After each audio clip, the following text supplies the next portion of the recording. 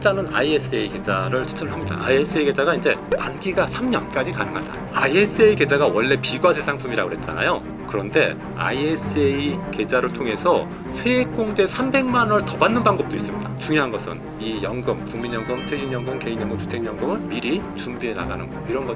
이런 것들만 해결이 되면은 매월 400만 원, 500만 원 받는 것이 그렇게 어렵지 않다.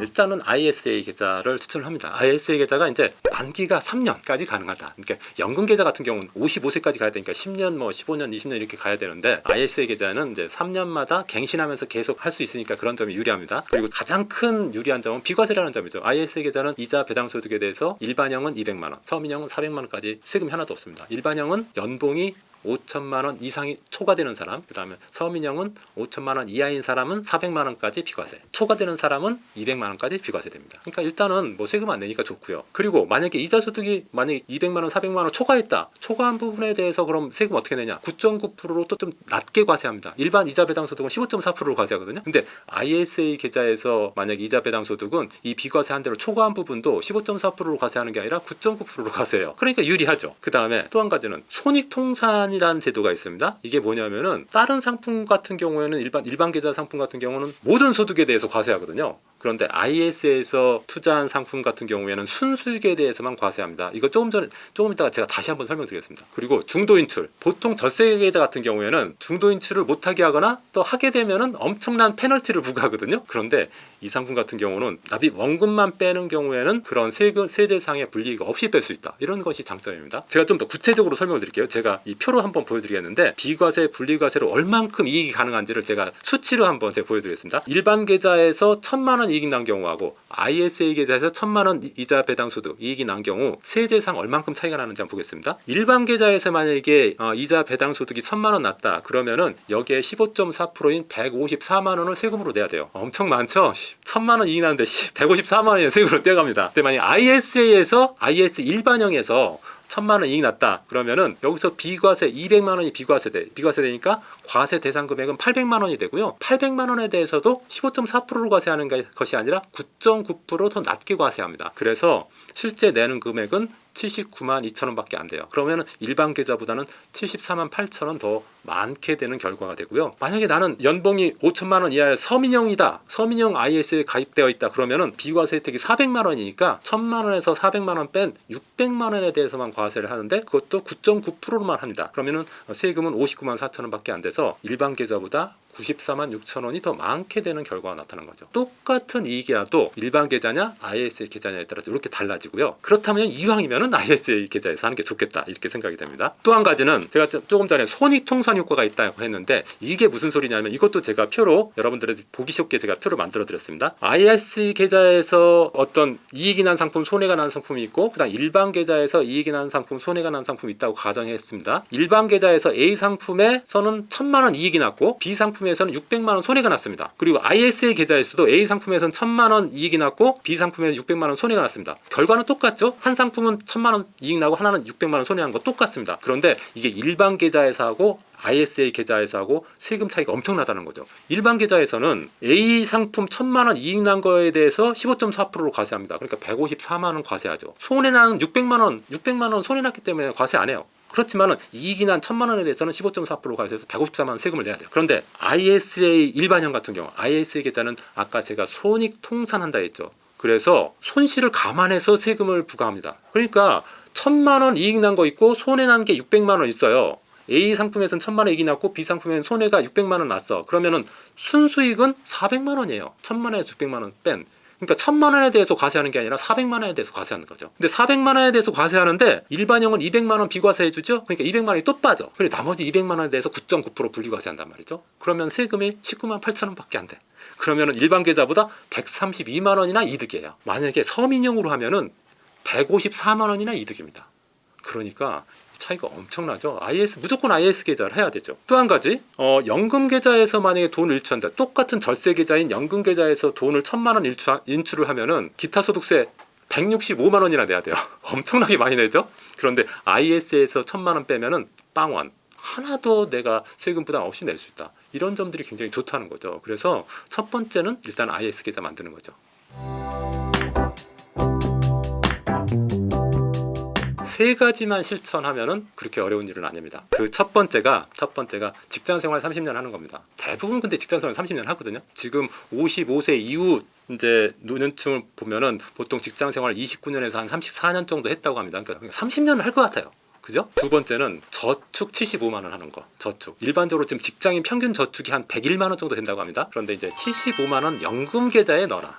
그냥 일반 적금 계좌 넣지 말고 연금 계좌에 75만 원 넣을 수 있으면 괜찮다. 그런데 물론 75만 원을 계속 30년 동안 넣는다는 게 쉽지 않죠. 그래도 10만 원이라도 20만 원이라도 무조건 30년 동안 넣는다는 생각을 하고 내가 돈을 좀 더 많이 벌 때 100만 원 넣고 좀 적게 벌 때는 10만 원 넣더라도 계속 넣어라. 그런데 가능하면 75만 원은 지켰으면 좋겠다.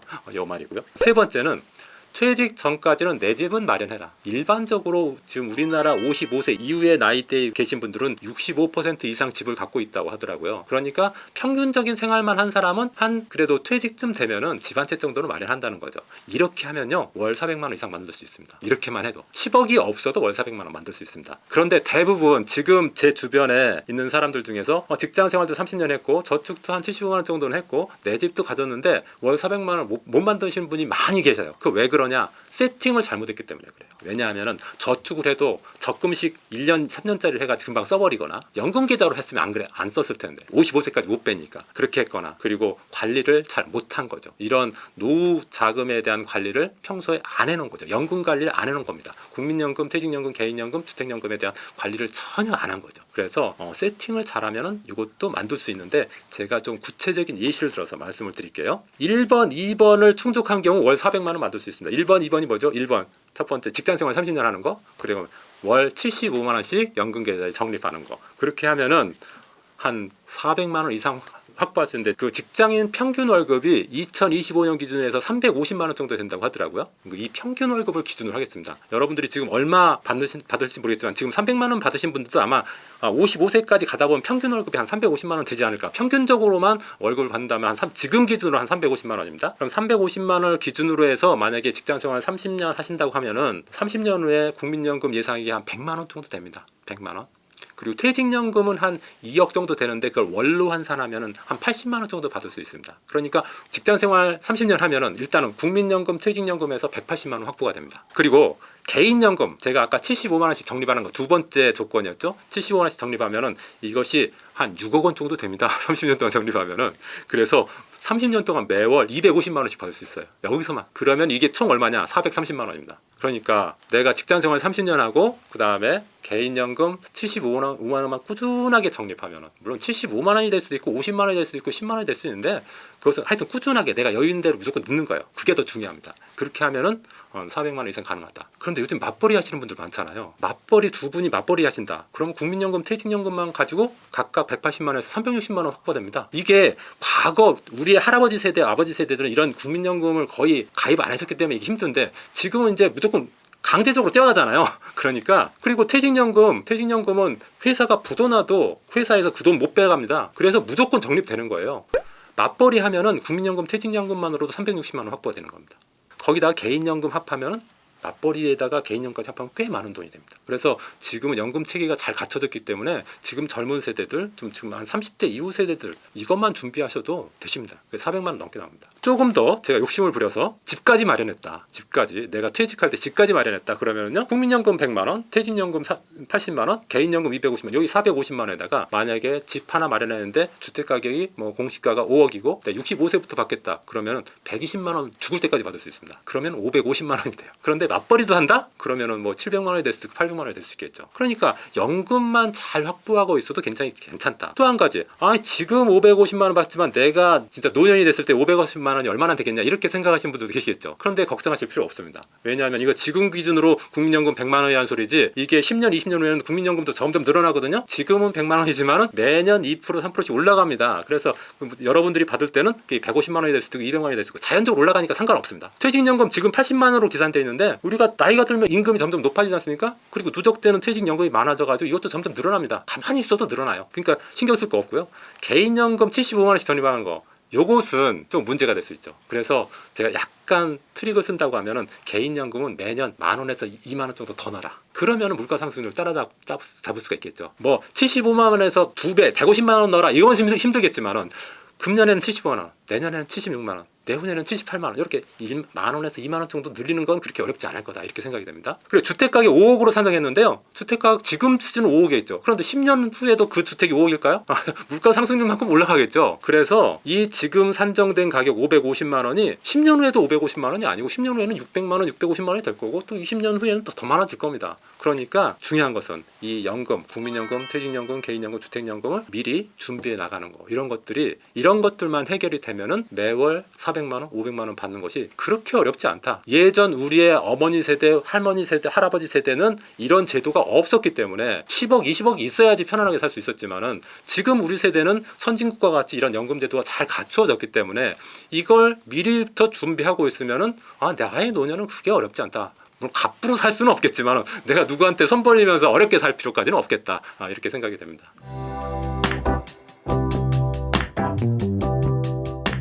일단은 요즘에는 투자 상품들이 굉장히 각광을 받고 있죠. 예전에는 뭐 예금이나 적금을 많이 가입했지만 이제 예금 금리가 워낙 낮다 보니까 투자 상품에 많이 이제 관심을 가져서 ETF도 투자하고 뭐 주식에도 투자하고 그러는데 저는 가능하면은 ETF 중심으로 투자했으면 좋겠다 이런 생각이 듭니다. 왜냐하면은 직접 주식 투자하는 것도 좋지만은 그것은 진짜 트레이딩을 잘 하시는 분들 그런 분들이 할 것이라고 생각되고 ETF는 펀드 매니저가 운영을 합니다. 그래서 일반적으로 펀드 매니저가 나보다는 운영을 잘하겠죠. 우리나라 펀드 매니저 수는 한 850명 정도 됩니다. 그분들은 실제로 자산을 뭐 1,000억, 2,000억, 5,000억 이렇게 굴리시는 분들이고 그런 분들이 아무래도 나보다는 더 잘 굴릴 거다. 그리고 내 소액의 돈을 굴리는 것보다 1,000억, 2,000억 굴리는 게 분산 투자도 더 잘하고 더 우량한 주식에 투자할 수 있기 때문에 그게 더 낫다. 그래서 만약에 IS에 2,000만 원 있다 그러면 이제 표에서 보다시피 이렇게 네 가지로 나눠서 제가 투자하라고 말씀드리고 싶습니다. 첫 번째는 국내 배당 ETF, 두 번째는 미국 배당 ETF, 그다음에 세 번째는 리츠,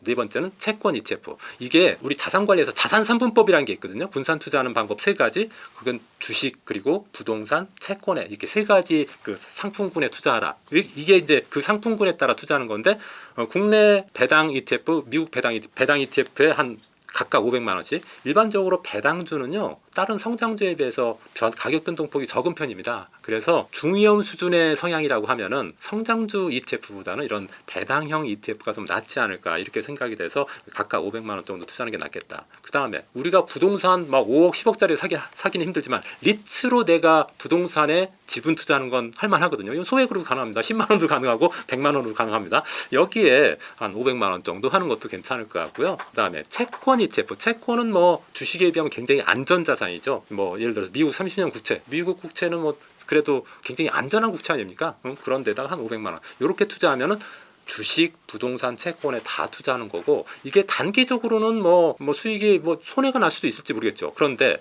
우리가 노후를 대비하는 자산으로 5년, 10년간 투자했을 때는 굉장히 수익이 많이 날 거다. 그리고 어떤 때는 주식이 많이 날 때도 있고 부동산이 많이 날 때고 채권이 많이 날 때도 있지만은 장기로 보면은요 부동산도 오르고 채권도 오르고 주식도 오르고 다 오릅니다. 장기적으로 봤을 때는. 그래서 윈윈하는 게임이다. 이렇게 볼 수가 있겠습니다. ISA 계좌가 원래 비과세 상품이라고 그랬잖아요. 그런데 ISA 계좌를 통해서 세액공제 300만 원을 더 받는 방법도 있습니다.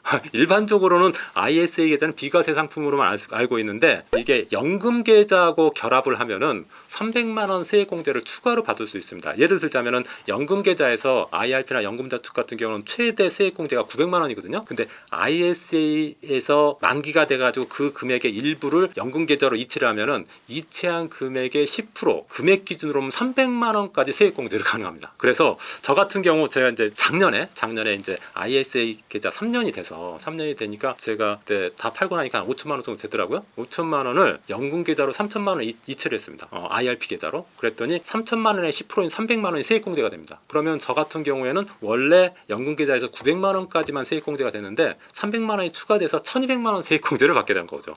짭짤합니다. 이게. 그리고 그럼 2천만 원이 남아서 그것은 또 새로운 IS 계좌를 신규로 계좌를 했어요. 그러면은 그러면 그 IS 계좌 기존에 만기됐던 거 그것은 만기된 걸로 끝난 거고, 다음 나머지 돈으로 또 새로운 IS 계좌를 개설하면 또 거기서 다시 비과세 혜택, 분리과세 혜택, 손익통산 혜택 이걸 볼 수 있고, 또 3년 지나면 또 추가적으로 세액공제 받을 수가 있고, 이렇게 하는 방법이죠. 그래서 연금 계좌를 활용하면은 IS 계좌에서 추가로 300만 원 세액공제 혜택이 있다는 점, 이런 것들을 활용하는 것도 좋다고 생각이 듭니다.